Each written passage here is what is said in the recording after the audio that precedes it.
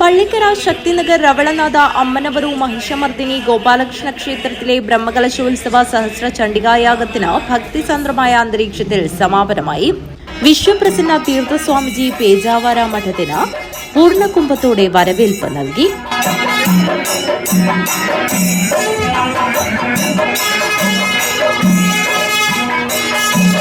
തുടർന്ന് മഹാപൂജ, സുവാസിനി, കന്യക, ദമ്പതി ആരാധന, പ്രസാദ വിതരണം, അന്നദാനം എന്നിവയും നടന്നു.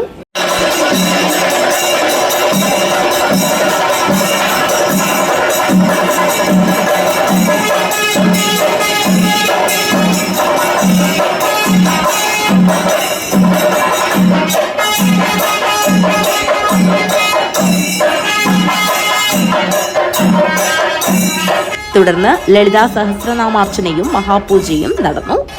News bureau, Kanhangad.